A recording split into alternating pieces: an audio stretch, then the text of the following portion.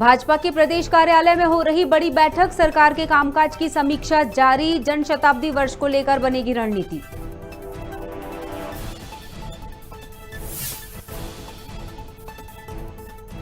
रायपुर के धर्म संसद में कालीचरण महाराज ने गांधी जी पर की अभद्र टिप्पणी। नेता प्रतिपक्ष धर्मलाल कौशिक ने प्रतिक्रिया देने से किया मना, आयोजन समिति को जिम्मेदार बताया। पंचायत चुनाव स्थगित होने पर रतलाम के आलोट जनपद वार्ड प्रत्याशी का छलका दर्द। सीएम हेल्पलाइन पर नामांकन फॉर्म, चुनाव प्रचार में खर्च के मुआवजे की मांग, ऑडियो हो रहा वायरल। अंबिकापुर में रकम दोगुनी करने के नाम पर की ठगी, सैकड़ों लोगों से करोड़ों रुपए लेकर हुआ फरार। UDO life care private limited company का बताया कर्मचारी।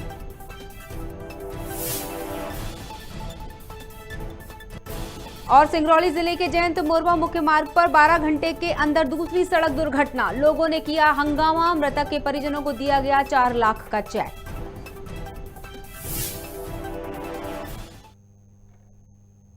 नमस्कार, आप देख रहे हैं खबर भारत। मैं हूं आपके साथ क्रांति प्रिया। बढ़ते हैं खबरों की तरफ। सीएम शिवराज सिंह चौहान भाजपा के प्रदेश कार्यालय पहुंचे, जहां सरकार के कामकाज की समीक्षा होगी। इस दौरान राष्ट्रीय सह संगठन महामंत्री शिव प्रकाश सरकार के कामकाज का लेखा जोखा लेंगे। वहीं आने वाले साल के लिए मंत्रियों के विभागों के प्लान पर समीक्षा की जाएगी। साथ ही कुशाभाऊ ठाकरे के जनशताब्दी वर्ष को लेकर भी रणनीति बनाई जाएगी।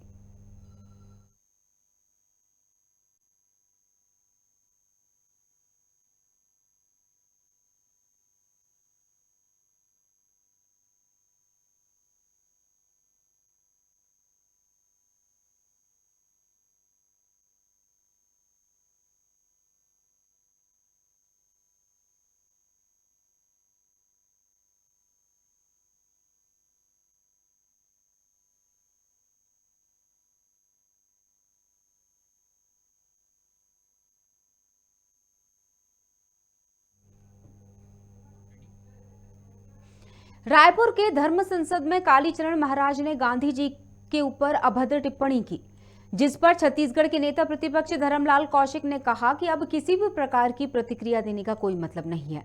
जिसे जो कहना था कह चुके, अब कही हुई बात वापस नहीं हो सकती। कार्यक्रम की विषय वस्तु पहले से तय होनी चाहिए। साथ ही ये भी कहा कि हम महात्मा गांधी के अनुयायी हैं, लेकिन साधु संत भी अपनी बात स्वतंत्रता के साथ रख सकते हैं। इसीलिए आयोजन समिति की ही जिम्मेदारी होती है कि किस तरह के लोगों को आयोजन में बुलाया जाए और किसे नहीं। जिस प्रकार से धर्म संसद बुलाए गए और बुलाने के बाद में किसी के नियंत्रण था ही नहीं, वैसे भी साधु संत आते हैं, अपनी मन की बात रखते हैं। या तो आयोजन समिति को उसमें विषय वस्तु का निर्धारण करना चाहिए और विषय में बोले, और नहीं तो फिर अपने जो मन की बात है साधु संत धर्म संसद के माध्यम से अपनी भावनाओं को व्यक्त करते हैं। ऐसे विषयों से बचने की आवश्यकता है। और यदि बुलाए हैं तो उनके या तो तत्काल कैसे वो टोक सके, रोक सके, उस पर बात करनी चाहिए, और नहीं तो फिर वो आज़ादी के साथ में अपनी बात को रखे। लेकिन जिस प्रकार से यहाँ पर विषय आए हैं, तो मुझे अब ऐसा लगता है कि उस पर जो आयोजन समिति है वो विचार करे, और विचार करने के बाद में अपने अतिथि बुलाया तो अतिथियों का सम्मान को बरकरार कैसे रख सके, अतिथियों का अपमान भी ना हो, और आपकी जो भावनाएं हैं वो भी सन्निहित हो, इस बात को आपको सुनिश्चित करने की आवश्यकता है। पंचायत चुनाव स्थगित होने पर रतलाम के आलोट जनपद वार्ड 6 से एक प्रत्याशी भारत सिंह परिहार का दर्द सामने आया, जिसका ऑडियो अब खूब वायरल हो रहा है। प्रत्याशी ने सीएम हेल्पलाइन पर शिकायत कर चुनाव की तैयारी में खर्च राशि के मुआवजा देने की मांग की है। भारत सिंह परिहार का कहना है कि उनके जैसे हजारों प्रत्याशियों ने नामांकन फॉर्म भरे और चुनाव प्रचार में भारी खर्चा किया। पंचायत चुनाव निरस्त होते हैं तो खर्च की गई राशि का मुआवजा सरकार को देना चाहिए। सीएम हेल्पलाइन कर्मचारी द्वारा उसे निर्वाचन आयोग में संपर्क करने की बात कही, जिस पर परेशान प्रत्याशी ने आत्महत्या करने की भी बात कह डाली। तब जाकर आवेदक की मांग सीएम हेल्पलाइन पोर्टल पर दर्ज हुई है। जी बताइए क्या समस्या थी? मेरी एक समस्या ये थी मैडम जी कि मैं चुनाव में जनपद प्रतिनिधि का फॉर्म भरा था जी, तो अभी सरकार ने वो चुनाव निरस्त कर दिए। किस चीज का? ये पंचायत चुनाव। सर इसके लिए हम शिकायत दर्ज नहीं कर सकते हैं? इसके क्यों लिए नहीं कर आपको सकते मैडम? मेरा तो 50-60 हजार रुपये का खर्चा हो गया। के मैं तो आम नागरिक मजदूरी करता हूँ। निर्वाचन विभाग में आवेदन नहीं, दीजिए निर्वाचन सर। विभाग में आवेदन कहाँ से दूं मैं? सरकार ने निरस्त करा के, वो तो निर्वाचन आयोग ने सारा करा निरस्त। सर निरस्त हो गया तो सिर्फ मांग दर्ज की जा सकती है। नहीं, आप मेरी शिकायत दर्ज करो आप। सर इससे संबंधित हमारे द्वारा शिकायत दर्ज है। तो फिर मैं कहाँ जाऊँ? निर्वाचन विभाग में जाइए ना, आपको बताया तो गया है। निर्वाचन विभाग ने निरस्त नहीं करा, चुनाव सरकार ने करा है। चुनाव सरकार ने वो किया है। निर्वाचन तो तैयार बैठा है। जो जानकारी हमारे पास वही दी जा रही है आपको, हमारे द्वारा शिकायत दर्ज नहीं की जा मैडम या तो सकती मैं है। फिर आत्महत्या करूँ, क्या करूँ? और मैं अकेला नहीं, हजारों व्यक्ति ऐसे हैं। कोई कारणवश ही आप निरस्त किया गया होगा ना? जी मैडम।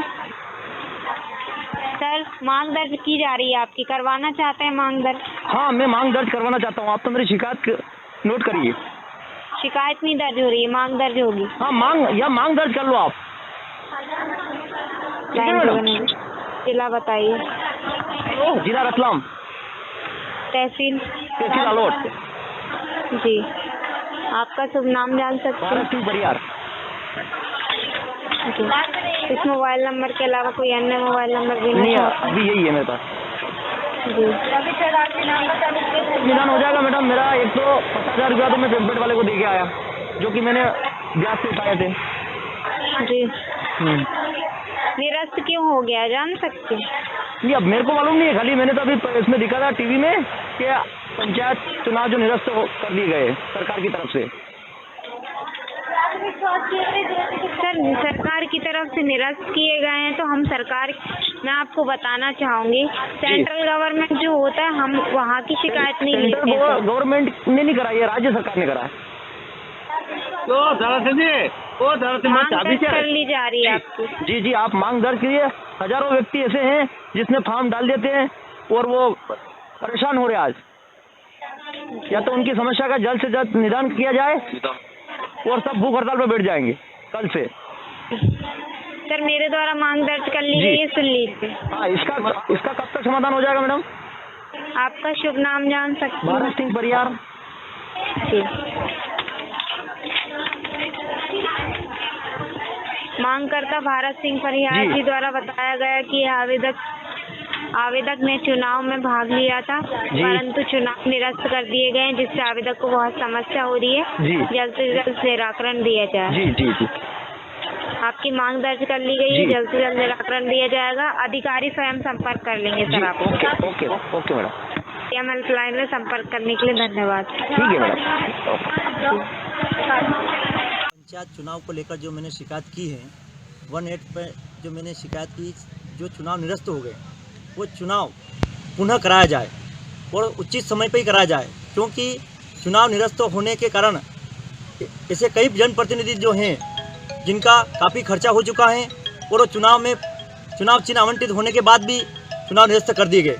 इससे काफ़ी लोगों में आक्रोश है और चुनाव समय पर होना चाहिए, ये हमारी मांग है। कितना खर्चा कर चुके हो अभी तक? लगभग 60 से 70 हज़ार रुपया तक का खर्चा हो चुका है हर जनप्रतिनिधि का। आपका कितना हुआ? हमारा 50 से 60 हज़ार के लगभग खर्चा हुआ। एक आपकी ऑडियो वायरल हो रही है जिसमें आपने बोला पैम्पलेट के लिए आपने ब्याज से पैसे लिए थे। बिल्कुल सत्य बात है, ये सभी लोगों की समस्या है और ये सभी जनप्रतिनिधि लोगों ने अभी इस समय में उनके पास पैसे नहीं था, फिर भी सरकार चुनाव करानी चाहती है तो लोग कहाँ से उधार लेके पैसे करके खर्च करके उनने फॉर्म डाला था। यदि समय रहते चुनाव शासन की ओर से, जो सरकार है उनकी ओर से नहीं कराए जाते कुछ कारणवश, तो क्या कुछ कदम उठाएंगे आप? हम सबकी यही मांग है कि या तो हम सब भूख हड़ताल पर बैठेंगे, क्योंकि सरकार को इस बात का मालूम पड़ना चाहिए कि ग्रामीण का चुनाव थे और ग्रामीण में आज विकास रुका हुआ है। कहीं न कहीं हम सब इस चीज़ को लेकर आक्रोश हैं। आप किस पार्टी के समर्थक हैं? भारतीय जनता पार्टी का समर्थक हूँ मैं और भारतीय जनता पार्टी का सक्रिय सदस्य होने के नाते मैं सरकार से ये मांग करना चाहता हूँ।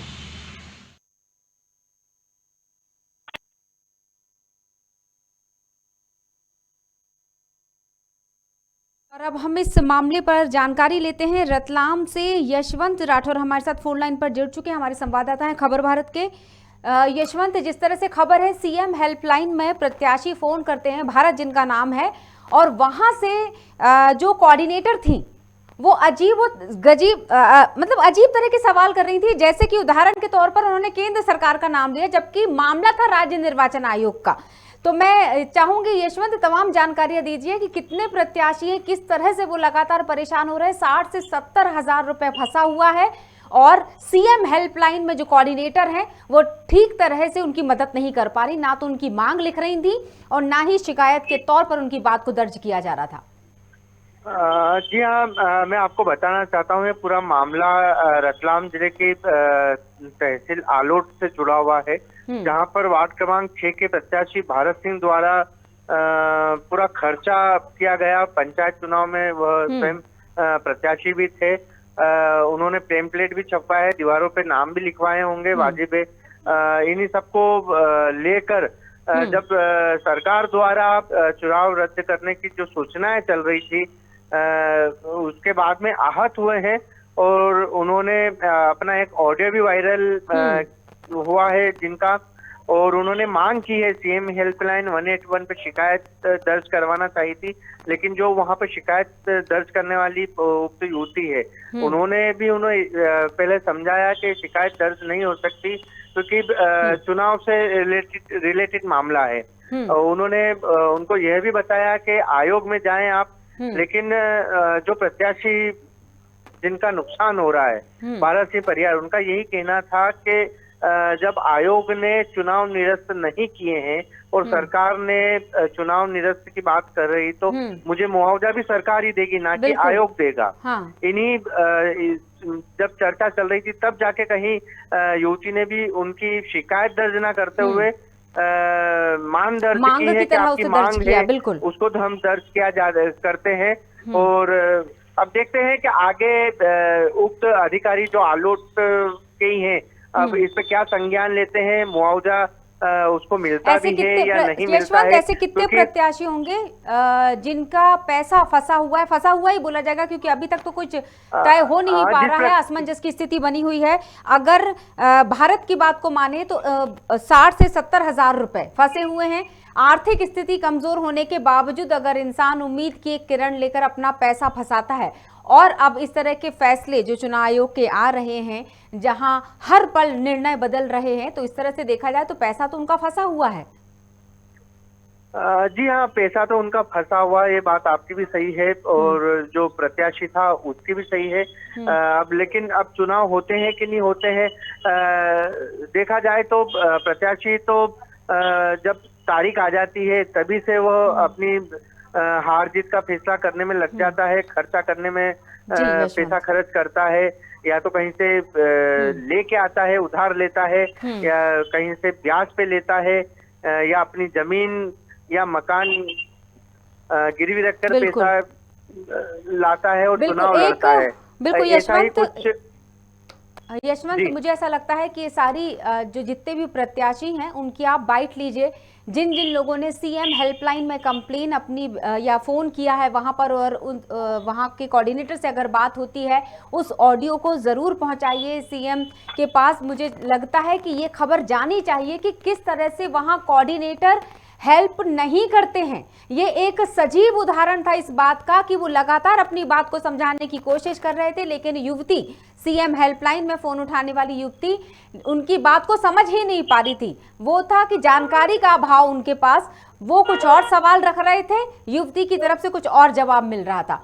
तो ये खबर सीएम तक पहुंचनी ही चाहिए कि सीएम हेल्पलाइन में एक समझदार, एक जागरूक और हर तरह से सारे सवालों के जो जवाब दे सके, ऐसे सतर्क कोऑर्डिनेटर की जरूरत होती है। जी हाँ, आपका कहना सही है। कहीं ना कहीं सीएम हेल्पलाइन का जो शिकायतें जाती है उसको लेकर जो सवाल जवाब भी होते हैं, उसके लिए कोई अच्छा व्यक्ति विशेष भी बैठना चाहिए। तो ये कटिंग, मुझे ऐसा लगता है कि इस तरह के जितने भी लोग हैं उन सबका वीडियो बनाकर खबर भारत की इस खबर के साथ आप जरूर हेल्पलाइन में भेजिए, ताकि आने वाले समय में कोई और व्यक्ति, कोई और मजबूर व्यक्ति अपने सवालों में खुद ही ना उलझ कर रह जाए। फिलहाल के लिए बहुत बहुत शुक्रिया यशवंत हमारे साथ जुड़ने के लिए। अब आपको बताते हैं सिंगरौली की ये खबर। जिले के जयंत मोरवा मुख्य मार्ग पर 12 घंटे के अंदर दूसरी बार सड़क दुर्घटना हो जाती है। बाइक सवार झिंगुर्दा बस्ती में रहने वाले शिव कुमार सिंह गोंड की सड़क दुर्घटना में मौत हो गई। बताया जा रहा है कि शिव कुमार बाइक से बैढ़न की ओर जा रहे थे, तभी टेलर ने पीछे से ठोकर मार दी, जिसे लेकर सैकड़ों की संख्या में लोग घटनास्थल पर पहुंच गए और हंगामा शुरू कर दिया। अब मांग है कि मुख्य मार्ग से होकर कोयला ट्रांसपोर्टिंग को बंद किया जाए। घटनास्थल पर एसडीएम ऋषि पवार सहित थाना प्रभारी ने मृतक के परिजनों को 4 लाख का चेक दिया है। साथ ही एक व्यक्ति को ओबी कंपनी में नौकरी और कोल ट्रांसपोर्टिंग रूट अलग करने का आश्वासन भी दिया, जिस पर लोगों ने अपनी सहमति दिखाई। वजह यही रही है कि हाईवा चलते हैं, इतनी गाड़ियां चलती हैं, स्पीड से गाड़ी चलाते हैं, रोड नहीं होने के कारण रोड की चौड़ाई नहीं देखी। अगर उस साइड में शायद अगर रोड वो रहता तो उस साइड से शायद वो बच्चा बच सकता था, किनारे गाड़ी ले जाता, लेकिन नहीं था तो वो नहीं बच पाया, जान से हाथ खो बैठा है करके। तो कम से कम जो एनसीएल प्रशासन है इसको देख रही है, डस्ट पॉल्यूशन तो जो है वो साइड में, वो अपना रास्ता कहीं से किनारे से रास्ता निकाले और हाईवा गाड़ी अपना जो भी है वो लोडिंग ट्रांसपोर्ट है वो किनारे से लेकर के जाए, ताकि जो हम लोग का डेली वे है बैढ़न आने का या सिंगरौली आने का, सभी पब्लिक जाती है। हमारे साथ तो जो घटना था वो हो चुका है, लेकिन ताकि कम से कम आगे जो लोग हैं उनके साथ भी ये घटनाएं ना हो और एनसीएल इस पे जोर दे करके इस काम को मतलब कम से कम रोड बढ़ाए और ये अपने गाड़ियों को जब तक अभी आपके द्वारा रोड जाम किया गया है, पूरा ट्रांसपोर्टिंग बंद है, आपकी प्रमुख मांगे क्या है? आगे पूर्व मांग यही है कि रोड के लिए वो हमको लिखित में ऐसा आश्वासन दे, क्योंकि लिखित में कोई ऐसा आश्वासन है नहीं। अभी आएंगे आश्वासन लेके चले जाएंगे, हमको ऐसे बोलेंगे हम लेके चले जाएंगे, हम अपने दुख में हो जाएंगे, बाकी वो कुछ भी आगे कोई कार्रवाई नहीं होने, क्योंकि ये आज की तो प्रक्रिया है नहीं, क्योंकि आज की समस्या। आपकी मांग क्या है? हमारी मांग यही है कि इस रोड को बढ़ाए, मतलब सुरक्षित करें और ये गाड़ी घोड़ा अभी जब तक है लगातार होने वाले एक्सीडेंटों को लेकर हमने ये बातें ऊपर प्रबंधन के स्तर पर पहुंचाई है कि रोड के चौड़ीकरण की आवश्यकता है, बीच बीच में गार्ड लगाए जाने की आवश्यकता है और वाहन के कुछ स्पीड ब्रेकर्स की आवश्यकता है। हम लगातार प्रयास कर रहे हैं रोड के चौड़ीकरण के लिए, एक अलग मार्ग की वैकल्पिक व्यवस्था करने के लिए। इन सभी बातों पर विचार किया जा रहा है और प्रबंधन ने आज आश्वासन भी दिया है कि इस पर शीघ्र कार्रवाई की जाएगी। और संबंध में यहाँ पर पूरी टीम प्लस एनसीएल हेडक्वार्टर से साहब की टीम आए हुए हैं।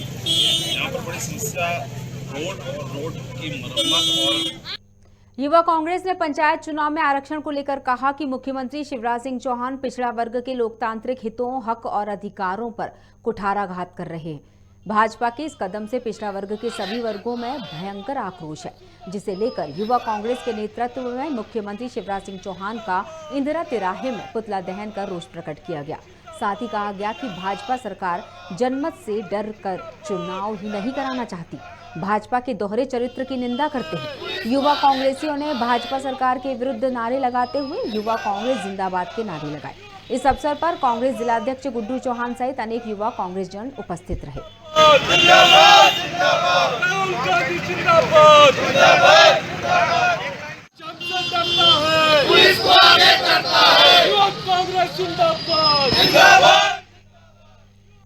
पंचायत चुनाव निरस्त करने के मामले में राज्य निर्वाचन आयोग का बयान सामने आया है। आयोग के सचिव बीएस जामुद ने कहा कि पंचायत चुनाव के अध्यादेश को वापस लेने की सूचना शासन से आयोग को मिल गई है। इस मामले पर आयोग ने पंचायत और ग्रामीण विभाग के अधिकारियों के साथ बैठक की है। अब आयोग को विधि विशेषज्ञों की राय का इंतजार है। वहीं शाम तक लीगल ओपिनियन राज्य निर्वाचन आयोग को फैसला मिल जाएगा। साथ ही लीगल ओपिनियन के आधार पर ही आयोग चुनाव कराने का फैसला लेगा।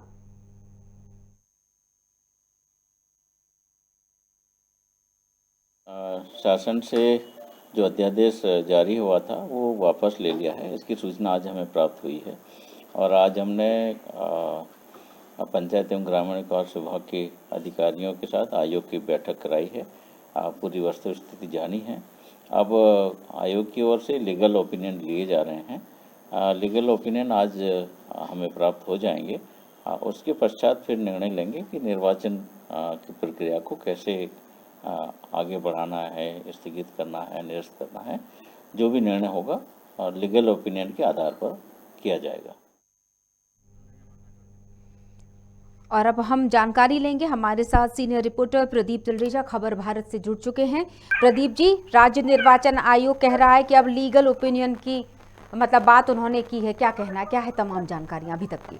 जी देखिए, बिल्कुल आज जिस प्रकार से जो आयोग के सचिव हैं BS जावद, उन्होंने साफ तौर पर यह कह दिया कि जो लगभग अटकलें लगाई जा रही थी कि पंचायत चुनाव निरस्त कर दिए जाएंगे, जिसको लेकर के आज जामोद में प्रेस कॉन्फ्रेंस के दौरान इस बात को स्पष्ट कर दिया गया है कि पंचायत चुनाव के अध्यादेश को वापस लेने की सूचना जो है आज उनको शासन के आयोग से तो मिल गई है, लेकिन अभी भी जो लीगल मामला फंसा हुआ है वो सुप्रीम कोर्ट में फंसा हुआ है। तो जब तक सुप्रीम कोर्ट इसमें कोई बड़ा फैसला नहीं लेता तब तक पंचायत चुनाव कहीं पर भी रद्द नहीं माने जा रहे हैं। लेकिन जिस प्रकार से उन्होंने कहा है कि जो लीगल ओपिनियन जो भी रहेंगे, क्योंकि मामला सुप्रीम कोर्ट में है, तो सुप्रीम कोर्ट में जब तक इस मामले का कोई निष्कर्ष नहीं निकलता है वो अपनी तरफ से जो है वो लीगल ओपिनियन लेंगे, जो रिटायर्ड अधिकारी हैं या साथ ही कोई वरिष्ठ जो लोग हैं उनसे पूरा लीगल ओपिनियन लेंगे। इसके बाद ही कोई बड़ा फैसला जो है वो निकल के आएगा। बिल्कुल, क्या कहना है सरकार का, क्या कहना है इस पक्ष में? दूसरी एक और महत्वपूर्ण चीज़ निकल कर आई, प्रदीप जी, ये बताना बहुत ज़रूरी समझते हैं कि ऐसे समय में जहां असमंजस की स्थिति बनी हुई है चुनाव आयोग की तरफ से और प्रत्याशियों के नज़रिए से, मद्देनज़र मैं ये सवाल रख रही हूं कि प्रत्याशियों में हलचल मची हुई है, क्या सरकार का ध्यान वहां से बिल्कुल ही हट चुका है? देखिए, आज जिस प्रकार से केंद्र सरकार जो है वो सुप्रीम कोर्ट में उन्होंने अपना पक्ष रखा था और लगातार इस बात को उठाया था कि जो आदेश थे उसे कहीं ना कहीं माना जाए। केंद्र ने जो सुप्रीम कोर्ट ने 17 दिसंबर को जो आदेश थे उसको निरस्त करने की मांग की है। साथ साथ ये कहा है कि चुनाव जो है अगले 4 महीने के लिए बढ़ा दी जाए, क्योंकि हर सरकार का, चाहे वो केंद्र सरकार हो चाहे राज्य सरकार हो, उनका स्पष्ट तौर कहना है कि ओबीसी वर्ग के आरक्षण के बिना जो है वो चुनाव नहीं हो सकते। ये जनादेश के खिलाफ होगा, तो कहीं ना कहीं इसको लेकर भी अब जो है मामला में काफी बड़ा पेच फंसता हुआ देखा जा रहा है। बात अगर प्रत्याशियों की करें तो कई जगहों पे हमने देखा है जहां पहले चरण के मतदान होने थे वहां पर लगभग 6 जनवरी को जो है 6 जनवरी को पहले चरण का मतदान होना था। कहीं ना कहीं वो लोग जिन्होंने अपना नॉमिनेशन भरा है और उन्होंने जो है अपना प्रचार प्रसार भी काफी लंबे स्तर तक कर लिया था। यहाँ तक देखा गया कई लोगों ने होर्डिंग, फ्लैग सहित जो है अन्य जो प्रचार के माध्यम से उन्होंने अपना प्रचार प्रसार भी किया है। तो कहीं ना कहीं ऐसे लोग जो अब लगातार अपना प्रचार प्रसार कर रहे थे, कहीं ना कहीं उनमें बेचैनी जरूर देखी जा रही है। कई लोगों का कहना है कि अब इस प्रकार के निर्णय नहीं होने चाहिए, जो पहले आदेश घोषित कर दिए गए थे कम से कम उन्हीं के आदेशों के अनुसार जो है चुनाव कराया जाना चाहिए। बिल्कुल, अगर हम बात करें आदेश के पहले की, जब अभी हमने कुछ दिन पहले ही ये आदेश हमने पढ़ा था कि ओबीसी आरक्षण जो है वो जब तक नहीं होते हैं तब तक जहां पर जो चुनाव है वहां पर तो चुनाव करवा दिए जाएंगे। जिस आधार पर चुनाव होना उस आधार पर चुनाव करवा दिया जाए, लेकिन जो परिणाम जो डाक मत पत्र है या मतदान के जो पत्र है, जो ईवीएम मशीनें हैं, उनका जो है उनको सील बंद करके रखा जाए जब तक ओबीसी के आरक्षण के बाद वहां पर चुनाव नहीं होते हैं। उसके बाद ही पूरा चुनाव प्रक्रिया हो जाने के बाद ही उन मतदान ईवीएम जो मशीनें हैं या डाक मत पत्र है उनकी गिनती की जाए। इसके बाद ही जो है वो फैसला जो है वो सुनाया जाए। बिल्कुल सही बात है। चलिए, जहां हमने इतना इंतजार किया, थोड़ा सा इंतजार की घड़ियां मुझे लगती है थोड़ी और बची हैं, फिर शायद कुछ अच्छी खबर हो प्रत्याशियों के लिए भी और जनता के लिए भी। इसी के साथ बढ़ते हैं अगली खबर की तरफ। बहुत शुक्रिया करते हैं प्रदीप तलरेजा जी का तमाम जानकारियों के लिए। अब बात करेंगे गौशालाओं की। शहर और गांव में गायों की देखभाल के लिए मध्य प्रदेश सरकार ने गौशालाएं बनवाई, लेकिन उनकी देखभाल के लिए रखे गए लोगों को लगता है पारिश्रमिक देना ही सरकार भूल गई। नरसिंहपुर जिले के गाड़ावारा तहसील में आने वाले साईखेड़ा विकास खंड में है ग्राम संदूक, जहां की गौशाला में काम करने वाले बुजुर्ग बता रहे हैं कि उन्हें 4 महीने से पैसा ही नहीं मिला, जबकि 5,000 रुपए महीने के वेतन पर इन्हें रखा गया था। गौशाला में 3 लोग काम करते हैं। इस पर नए मुख्य कार्यपालन अधिकारी आयुष अग्रवाल का कहना रहा कि इस बारे में उन्हें कुछ भी पता नहीं। गाड़ावारा तहसील के अंतर्गत साईखेड़ा विकास खंड में आने वाली ग्राम पंचायत संदूक में आए हुए हैं। संदूक से थोड़ी दूरी पर यहाँ पर गौशाला बनी हुई है। हम आपको बता दें, यह गौशाला कई गौसेवक थे, उनके द्वारा मांग उठाने के बाद यह गौशाला चालू हुई है। उसके बाद यहाँ पर 100 गायों से ज़्यादा यहाँ पर गायें उपस्थित हैं। हम आपको बता दें यहाँ पर जो कर्मचारी लगे हुए हैं, एक बुजुर्ग भी यहाँ पर लगे हुए हैं, 2 कर्मचारी और हैं, यहाँ पर 3 कर्मचारी यहाँ पर लगे हुए हैं। हम आपको बता दें उन कर्मचारियों को जो गौ सेवा में कर रहे हैं, यहाँ पर काम कर रहे हैं, उनको अभी तक पैसा नहीं मिला है। उनको जब काम पर लगाया गया था तो उनसे यह बोला गया था कि आप यहाँ पर काम करिए, आपको 5,000 रुपये महीने का यहाँ पर हम पेमेंट करवाएंगे। 4 महीना हो चुके हैं, यहाँ पर 3 कर्मचारी हैं, इनको बिल्कुल पैसा नहीं मिला है, तो पैसा मिलना चाहिए। आज मैं फिर नरसिंहपुर जिला गाड़ावारा तहसील के अंतर्गत ग्राम पंचायत जो साइंखड़ा विकासखंड साइंखड़ा में जो ग्राम पंचायत आती है, संदूक की गौशाला में खड़ा हुआ हूँ। क्या परेशानी है? जब परेशानी है जो गौशाला में, हाँ, कि हमें कुछ मिल नहीं रहा। कुछ नहीं मिल रहा। आप यहाँ काम करते हैं? काम करती हैं। क्या क्या करते हैं आप यहाँ पर? भूसा डालते हैं, पानी भरते हैं, गऊओं पे आते हैं, गोबर करते हैं, गोबर भी उठाते हैं। तो आपको किसने लगाया था यहाँ पे? वो हमको सरपंच ने लगाया था। अच्छा, यहाँ पर? हाँ। तो बाकी कोई कर्मचारी अधिकारी आते हैं जनपद से? यहाँ पर नहीं आते? कोई नहीं है, डॉक्टर लोग आते।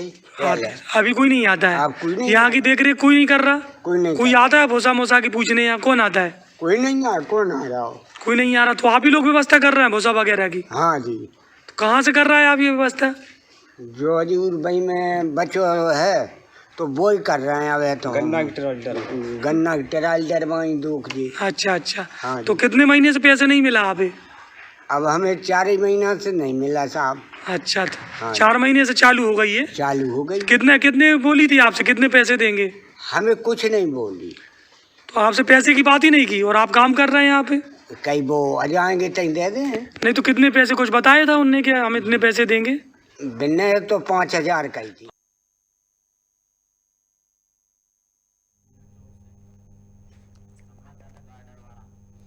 और अब हम बात करेंगे इस खबर पर। विनोद चौक से संवाददाता है खबर भारत की गाड़ावारा से हमारे साथ जुड़ चुके हैं फोन लाइन पर। विनोद, ये जो खबर हमने अभी देखी कि किस तरह से एक बुजुर्ग की हम बात सुन रहे थे, गरीब व्यक्ति जो पैसों के लिए काम कर रहा होता है, 5,000 रुपये प्रति माह पर रखा गया 3 कर्मचारी की, जिसमें से एक बुजुर्ग की हम बात सुन रहे थे, और 4 महीने से पैसे नहीं मिले। देखा जाए तो 20,000 रुपये बनते हैं इनका पारिश्रमिक, 20,000 रुपये बनते हैं। पारिश्रमिक तो दूर, भूल जाएं, सरकार भूल ही चुकी है शायद, लेकिन गायों को खिलाने वाला भूसे की व्यवस्था भी ये लोग कर रहे हैं। जी हाँ, ऐसा आज मैंने जाके देखा वहाँ पे, सारी जानकारी वहाँ की ली। ये मामला पूरा गाड़ावाड़ा तहसील साइंखड़ा विकासखंड की जो ग्राम पंचायत है सिरसरी संदूक का ये मामला है, जहाँ गौशाला पर ये 3 नागरिक यहाँ पर पिछले 4 महीने से काम कर रहे हैं। जब मैंने वहाँ पर जाकर देखा तो वहाँ की बेड़ी व्यवस्था जो थी, तो यहाँ बुजुर्ग जो था उससे मैंने जब जानकारी ली, तो उनसे मैंने जानकारी ली कि ये आपकी जो व्यवस्थाएं हैं कौन करता है, तो उन्होंने बताया कि ये सारी व्यवस्था हमको दी गई है। पिछले 4 महीने से मैं यहाँ पर काम कर रहा हूँ और मेरे 2 साथी और हैं काम कर रहे हैं। लेकिन हैरान की बात यह है कि ये बुजुर्ग अभी तक इसको जो पैसा मिलना चाहिए था उसकी मेहनत का, उसका पैसा भी इसको नहीं दिया गया है। बिल्कुल। किसके अंदर आती, मतलब कौन है इसको संभालने वाला, इस गौशाला को? जब मैंने उससे जानकारी ली तो उसने बताया कि मेरे को सरपंच और जो यहाँ के GRS और सचिव जो रहते हैं उनके माध्यम से यहाँ पर रखा गया है गौशाला में। तो इसकी जानकारी मैंने जो जनपद पंचायत साइंखड़ा के मुख्य कार्यपालन अधिकारी हैं श्री आयुष जी अग्रवाल, उनको जब मैंने जानकारी दी तो उनको ये जानकारी नहीं थी, क्योंकि वो अभी नए आए हैं, उनका नया पदभार जनपद पंचायत साइंखड़ा में हुआ है। तो तुरंत उनने पूरा आश्वासन दिया कि मैं इसकी पूरी जानकारी लेकर पूरे इस मामले पर कार्रवाई करता हूँ। तो इसके पहले जो अधिकारी थे उनका नाम क्या था? उनका नाम था संतोष मांडलिक। संतोष जी ने 4 महीने में एक बार भी जरूरी नहीं समझा कि उन लोगों को पारिश्रमिक दिया जा रहा है या नहीं दिया जा रहा? एक गौशाला तो उनके अंतर्गत आती नहीं होगी, शायद और भी उनके कुछ कार्यभार होंगे। हाँ, गायों को भूसा देने की व्यवस्था से लेके भोजन, मतलब जिनकी हम बात कर रहे हैं गौशाला, गायों की सुरक्षा के लिए, उनके संरक्षण के लिए गौशालाएं बनाई गई हैं देश भर में, और वहां पर उनकी देखभाल ही नहीं की जा रही है, ना इंसान की और ना जानवर की, अगर ऐसा बोला जाए, ना पशु की और ना इंसान की। एक कर्मचारी जो काम कर रहे थे इनके द्वारा ये भी जानकारी दी कि जो भूसा की कमी के कारण ये गन्ने के जो रहता है, गन्ने वो भी वो लेके आ रहे हैं, वो गायों को डाल के उनका खाना पूर्ति कर रहे हैं। क्या नाम बताया आपने इसके पहले जो कार्यपालन अधिकारी थे? जी, मुख्य कार्यपालन अधिकारी थे श्री संतोष मांडलिक। मांडलिक? जी जी, संतोष मांडलिक। तो उनके संज्ञान में ये चीजें थी, लेकिन थी ना उनके संज्ञान में, अभी हुआ है उनका तो बिल्कुल स्थानांतरण अभी हुआ है। इसके बावजूद पैसे पारिश्रमिक भी नहीं दिया गया और उस गौशाला की व्यवस्था को भी नहीं देखा गया। जी जी। बाकी 2 कर्मचारियों का क्या है हाल और क्या है उनका कहना? क्या वो भी बुजुर्ग की तरह इसी तरह से? वो बुजुर्ग, वो क्या है कि उस टाइम पर वो बुजुर्ग ही अकेले उपस्थित थे वहाँ पर। हाँ। तो उनके द्वारा जानकारी दी, उनकी आंखों से आंसू भी आ रहे थे।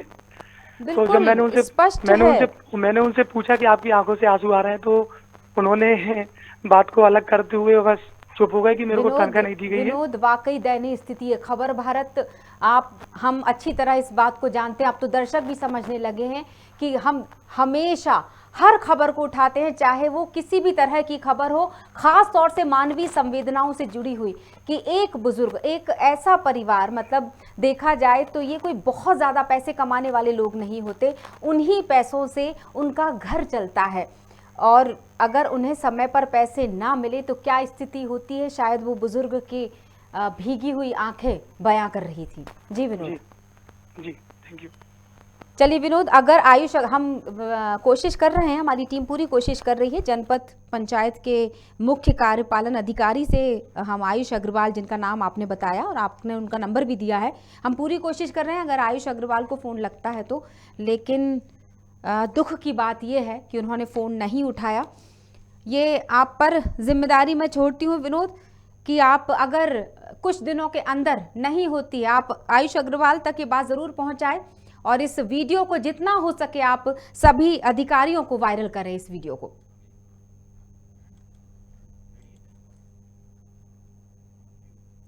छत्तीसगढ़ में 1 दिसंबर से धान खरीदी जा रही है, लेकिन सरगुजा जिले में धान का उठाव पिछले साल से भी खराब नजर आ रहा है।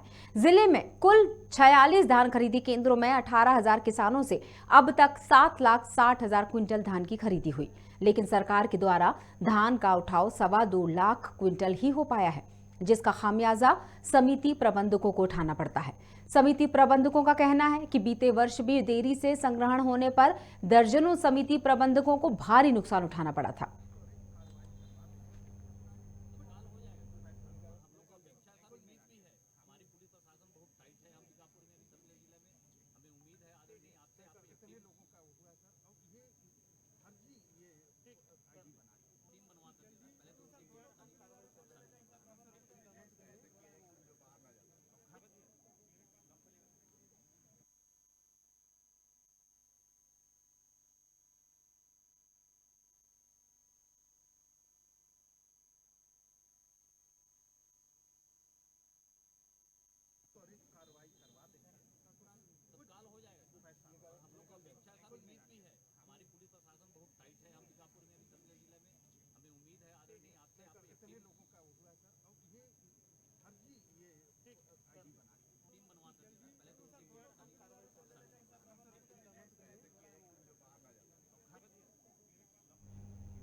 सरगुजा जिले के मैनपाट में नए साल के अवसर पर जश्न का माहौल देखने को मिल रहा है। वहीं सैलानियों की बढ़ती भीड़ में कोरोना गाइडलाइन का पालन नहीं किया जा रहा। दूसरी तरफ सरगुजा कलेक्टर ने न्यू ईयर के अवसर पर विशेष सतर्कता बरतने के निर्देश जारी किए हैं। वहीं आयोजित होने वाले इवेंट में 50% की क्षमता से लोगों के शामिल होने के निर्देश जारी किए गए हैं। इसके बावजूद लोग कोरोना प्रोटोकॉल का पालन नहीं करते दिखाई दे रहे। सभी जगह जो ओमिक्रॉन की बात आ रही है उसको देखते हुए हम लोग पहले से ही जिसको थर्ड वेव या तृतीय लहर कहा जा रहा था संभावित, उसके लिए जो शासन के निर्देश हैं उसके हिसाब से हम लोगों ने तैयारी करके रखा हुआ है, जिसके तहत मेडिकल कॉलेज अस्पताल में ऑक्सीजन की व्यवस्था हो, एक्स्ट्रा बेड की व्यवस्था हो। जो हमारे सभी CHC हैं जिसमें 20 बेड एक्स्ट्रा करने की व्यवस्था थी वो हैं। इसके अलावा CHC लेवल पर जो डायग्नोस्टिक सेंटर्स हमर लैब के अंतर्गत स्थापित करने की बात है वो है, या फिर जो सीतापुर उदयपुर में जो ऑक्सीजन प्लांट है 250 लीटर पर आवर का उसको इस्टेब्लिश करने के बाद वो सब हम लोगों ने करके रखा हुआ है। और इसके अलावा जो पैरामेडिक्स और बाकी जो सपोर्ट स्टाफ का है वो भी प्रावधान करके हम लोगों ने डीएमएफ में पहले से रखा हुआ है। तो किसी भी तरह के आकस्मिकता से निपटने के लिए जिला प्रशासन की पूरी तैयारी है। इसमें मैं सभी से आग्रह करूंगा, पहले इसके लिखित निर्देश भी जारी हुए हैं कि न्यू ईयर है बिल्कुल उत्साह से मनाएं, उल्लास से मनाएं, लेकिन कोविड का खतरा टला नहीं है। और इस खबर के साथ बुलेटिन में फिलहाल इतना ही। बने रहिएगा खबर भारत के साथ। नमस्कार।